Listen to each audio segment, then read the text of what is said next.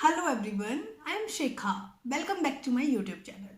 सो आज की वीडियो में हम कवर करने वाले हैं इम्यूनोलॉजी। ये इम्यूनोलॉजी की 5th वीडियो है। इसमें हम पढ़ने वाले हैं एंटीबॉडीज के रिगार्डिंग, जिनको हम इम्यूनोग्लोबुलिन बी बोलते हैं। इम्यूनोग्लोबुलिन हमारा एंटीबॉडी मेन पार्ट होता है इम्यून सिस्टम का। एट लास्ट जाके एंटीबॉडीज बनती हैं, इम्यूनोग्लोबुलिन्स बनती हैं। जो इम्यूनोग्लोबुलिन्स अगेंस्ट होती हैं, कंप्लीटली अगेंस्ट होती हैं एंटीजन के, और वो एंटीजन से बाइंड होकर उनको डिग्रेड कर देती हैं। क्या होती हैं ये इम्यूनोग्लोबुलिन्स? ये एंटीबॉडीज, इन एंटीबॉडीज के रिगार्डिंग पढ़ते हैं। इम्यूनोग्लोबुलिन इसलिए बोला गया इसको, इम्यूनो मीन्स जो जनरेट करे इम्यूनिटी। कोई भी मॉलिक्यूल, कोई भी कंपाउंड जो हमारी इम्यूनिटी जनरेट करे, that is immuno. And globulin इसलिए बोला बिकॉज ये ग्लोबुलर नेचर की होती हैं, ये वाटर में सॉल्युबल होती हैं। दो टाइप की प्रोटीन होती हैं, fibrous protein and globular protein. जो ग्लोबुलर प्रोटीन का एग्जाम्पल है वो यही है, इम्यूनोग्लोबुलिन। ये हमारी ग्लोबुलर प्रोटीन्स होती हैं, हमारी सॉल्युबल होती हैं वाटर में, इसी वजह से इनको बोला इम्यूनोग्लोबुलिन। एंटीबॉडीज और इम्यूनोग्लोबुलिन ये हमारी ग्लाइकोप्रोटीन्स होती हैं। ग्लाइकोप्रोटीन्स मतलब क्या होता है? जो चीज फर्स्ट पे आएगी वो चीज कम अमाउंट में होगी, और जो बाद में आएगी वो ज्यादा अमाउंट में होगी। ग्लाइको मतलब कार्बोहाइड्रेट, कोई भी हमारा carbohydrate, that is glyco. Glyco 5% होता है इनमें, glyco part, and protein part 95% होता है। प्रोटीन पार्ट 95% होता है, ग्लाइको पार्ट, कार्बोहाइड्रेट पार्ट 5% होता है। इफ हम बोलेंगे कोई भी मॉलिक्यूल प्रोटियोग्लाइकेन है, तो इट मीन्स उसमें प्रोटीन पार्ट कम है और ग्लाइको पार्ट ज्यादा है। इम्यूनोग्लोबुलिन हमारी ग्लाइकोप्रोटीन्स होती हैं, वाई शेप्ड होती है। वाई शेप्ड क्यों बोला इनको? बिकॉज इनमें 4 पॉलीपेप्टाइड चेन होती हैं, हेट्रोडाइमर बनाती हैं जो 4 polypeptide chain. It means 2 polypeptide chain same है, 2 पॉलीपेप्टाइड चेन डिफरेंट है। 2 सेम है एक जैसी, 2 एक जैसी सेम है।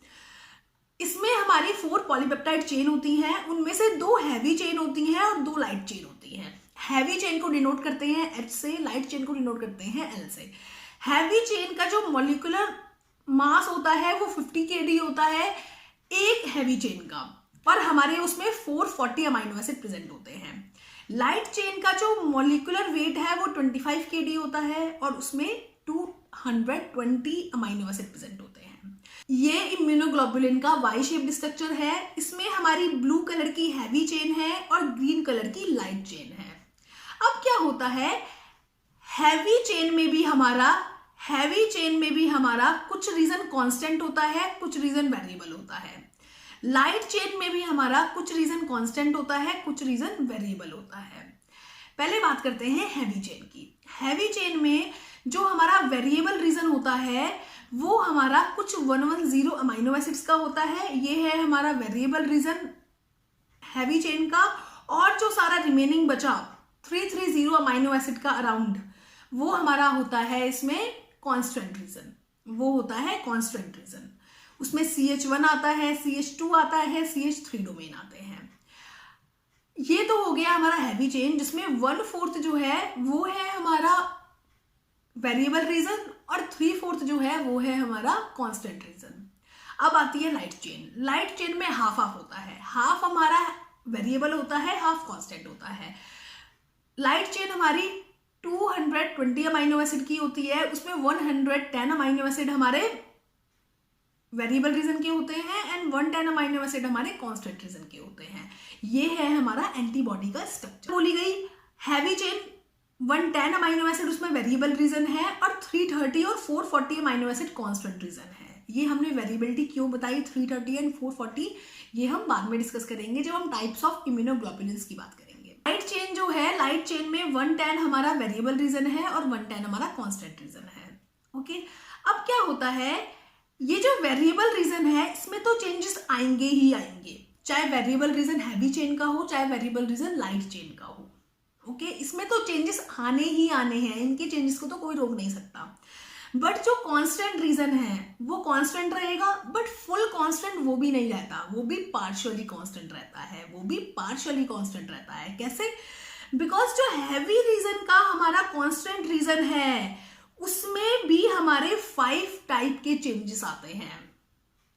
5 डिफरेंट टाइप के हमारे कांस्टेंट रीजन प्रेजेंट होते हैं। मीन्स वो कांस्टेंट तो है बट वो 5 डिफरेंट टाइप के हैं। उनमें कुछ कुछ अमाइनो एसिड में चेंज आया जिसकी वजह से वो कांस्टेंट रीजन भी एक नहीं है, 5 डिफरेंट टाइप के कांस्टेंट रीजन बन गए। इट मीन्स वेरिएबल है, उनमें तो कंटिन्यूसली चेंज आ ही रहे हैं, उनकी तो कोई काउंटिंग ही नहीं है चेंजिंग की, इसलिए उनको तो हम काउंट कर नहीं सकते। बट जो कांस्टेंट रीजन है उसको हमने कांस्टेंट बोला बट उसमें भी कुछ चेंजेस हैं। उसको कांस्टेंट इसलिए बोला बिकॉज उसमें जो भी हमारे नंबर ऑफ चेंजेस हैं उनको हमने काउंट करा हुआ है। 5 डिफरेंट चेंजेस होते हैं, उसी वजह से 5 डिफरेंट कांस्टेंट चेन बनती है, डिफरेंट डिफरेंट क्लासेस बना लेती हैं और वो कांस्टेंट रहती हैं। वो चेन हमारी कांस्टेंट हैवी चेन हमारी म्यू चेन भी हो सकती है, गामा चेन भी हो सकती है, अल्फा चेन भी हो सकती है, डेल्टा चेन भी, इप्सिलॉन चेन भी। बट ये 5 के 5 सेम रहेंगे। जिसमें म्यू चेन है उसमें हमारी म्यू चेन ही रहेगी, जिसमें अल्फा चेन है उसमें हमारी अल्फा चेन ही रहेगी, वो कांस्टेंट रहेगी। बट इनमें भी वेरिएशन हो सकते हैं, बट कुछ कम अमाउंट में वेरिएशन है, इसलिए हमने इसको कांस्टेंट रीजन बोला। बट जो हैवी का वेरिएबल रीजन है उसमें कंटिन्यूसली चेंज आते रहेंगे, हम उन चेंजेस को बता भी नहीं सकते कि कितने चेंजेस हैं, इसलिए हमने उनको वेरिएबल रीजन बोला। सो जो म्यू चेन होगी, जिस भी एंटीबॉडीज में हमारी हैवी चेन में म्यू चेन प्रेजेंट होगी उनको हम आईजीएम एंटीबॉडीज बोलते हैं, आईजीएम इम्यूनोग्लोबुलिन बोलते हैं, इम्यूनोग्लोबुलिन एम बोलते हैं। जिनमें गामा चेन होगी उनको इम्यूनोग्लोबुलिन जी बोलते हैं, जिनमें अल्फा चेन होगी उनको इम्यूनोग्लोबुलिन ए बोलते हैं, जिनमें डेल्टा चेन होगी उनको इम्यूनोग्लोबुलिन डी बोलते हैं, जिसमें इप्सिलॉन चेन होगी उसको इम्यूनोग्लोबुलिन ई बोलते हैं। सो ये 5 डिफरेंट टाइप की हैवी चेन्स होती हैं कांस्टेंट रीजन में, उसके अकॉर्डिंग हमारी 5 डिफरेंट टाइप की हमारी एंटीबॉडीज का फॉर्मेशन हुआ। 5 डिफरेंट टाइप की क्लासेस थी ये हमारी एंटीबॉडीज की। किसकी वजह से क्लासेस आई कि हमारा कांस्टेंट रीजन जो था हमारा हैवी चेन का उसमें चेंजेस आए, ये 5 टाइप के चेंजेस आए। लाइट चेन में भी वेरिएबल में तो चेंजेस आने ही आने हैं, वो अनकाउंटेबल चेंजेस हैं, उनको हम काउंट नहीं कर सकते। बट हमारा कांस्टेंट रीजन में सिर्फ 2 ही टाइप के चेंजेस आते हैं, या तो हमारी एक टाइप की चेन प्रेजेंट होगी नहीं तो दूसरी टाइप की चेन प्रेजेंट होगी। सिर्फ इतना चेंज आएगा, इसके अलावा चेंज नहीं आएगा।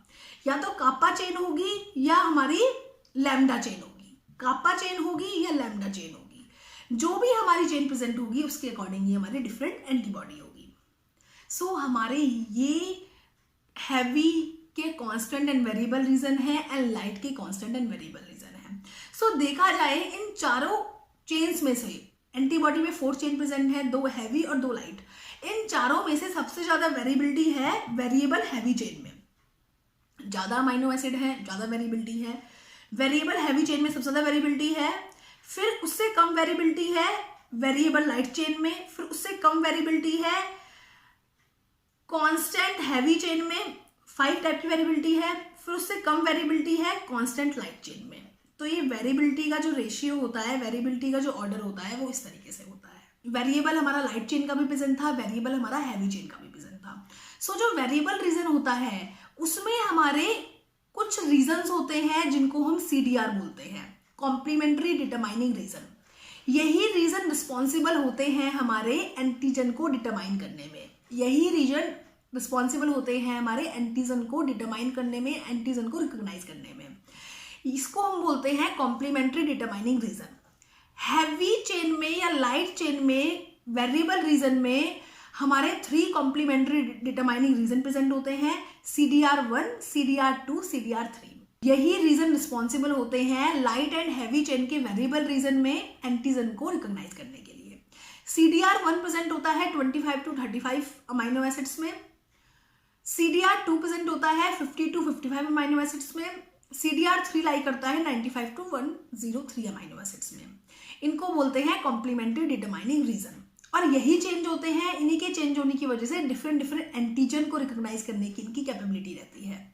जितने ये ज्यादा चेंज होते चले जाएंगे उतने ही डिफरेंट डिफरेंट रीजन को ये डिटरमाइन करेंगे।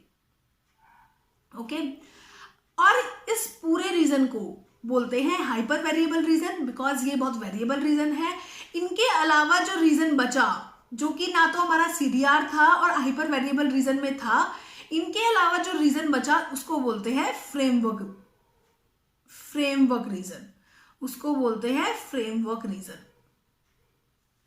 CDR1, CDR2, CDR3 इन सब में चेंजेस आते हैं जिसकी वजह से डिफरेंट एंटीजन को रिकॉग्नाइज कर सकते हैं। CDR3 हमारा मोस्ट वेरिएबल रीजन होता है, सबसे ज्यादा वेरिएबल रीजन होता है CDR3। अब ये क्यों होता है मोस्ट वेरिएबल रीजन, इनमें चेंजेस आने की वजह से कैसे डिफरेंट एंटीजन को रिकॉग्नाइज करते हैं, ये सब हम जब इम्यूनोग्लोबुलिन का प्रोडक्शन कैसे हो रहा है, इम्यूनोग्लोबुलिन के जीन्स कैसे रीअरेंज हो रहे हैं और इम्यूनोग्लोबुलिन का फॉर्मेशन कर रहे हैं उसमें पढ़ेंगे। अब हमारा ये जो CDR रीजन है, ये हाइपर वेरिएबल रीजन में CDR region around 20 to 21% region लेता है। सारे के सारे CDR रीजन जो हमारे हैवी चेन में लाइट चेन के वेरिएबल रीजन पे हैं, वो सारे रीजन मिलके क्लम्प करके वो सारे रीजन मिलके रिस्पॉन्सिबल हैं हमारे एंटीजन को रिकॉग्नाइज करने के लिए।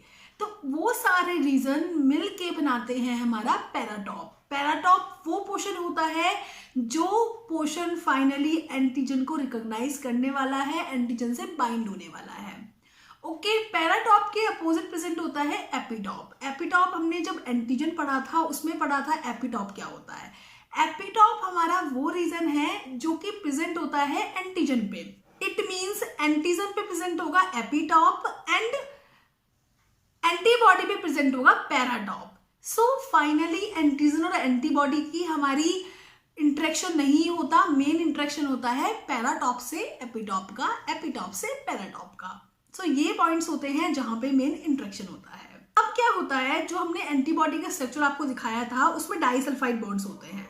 डाइसल्फाइड बॉन्ड 2 टाइप्स के होते हैं, intrachain disulphide bond, interchain disulphide bond. Intrachain disulphide bond means within the chain, एक ही चेन में डाइसल्फाइड बॉन्ड है तो वो होगा हमारा intrachain disulphide bond. And interchain होता है between the chain, if chain के बिटवीन है तो वो होगा हमारा इंटरचेन डाइसल्फाइड बॉन्ड। इंट्राचेन हमारे 2 टाइप के हो सकते हैं, या तो लाइट चेन में हो सकता है, एक ही लाइट चेन में हमारा डाइसल्फाइड बॉन्ड है वो हो गया हमारा इंट्राचेन डाइसल्फाइड बॉन्ड, या हैवी चेन में अपने आप में ही डाइसल्फाइड बॉन्ड हो सकता है वो हो गया हमारा हैवी इंट्राचेन डाइसल्फाइड बॉन्ड। इंटरचेन 2 टाइप्स के होते हैं, या तो हैवी लाइट के बिटवीन होगा या हैवी हैवी होगा। ओके, सो होता क्या है, हमारा लाइट चेन में, एक ही लाइट चेन में हमारे 4 इंट्राचेन डाइसल्फाइड बॉन्ड होते हैं और हैवी में 8 to 10 होते हैं। कैसे देखते हैं, हमारी एंटीबॉडी है, इसमें हम लाइट चेन में देखें एक ही लाइट चेन में कैसे डाइसल्फाइड बॉन्ड है तो देखते हैं। एक हमारा लाइट चेन में हो गया VL रीजन में, एक हमारा लाइट चेन में आपस में CL रीजन में हो गया, एक हमारा लाइट चेन में इस लाइट चेन में हो गया, एक इस लाइट चेन में हो गया। तो टोटल हमारे 4 डाइसल्फाइड बॉन्ड होते हैं लाइट चेन में। हैवी चेन में देखें इंट्रा डाइसल्फाइड बॉन्ड 1 2 3 4 5 6 7 8 ये हमारे होते हैं हमारे इसमें डाइसल्फाइड बॉन्ड 8। वहां लिखा था 8 to 10। 8 to 10 क्यों होता है वो हम आगे डिस्कस करेंगे कि 8 to 10 क्यों होता है डाइसल्फाइड बॉन्ड। 8 तो पता है क्यों होता है, 10 क्यों होता है।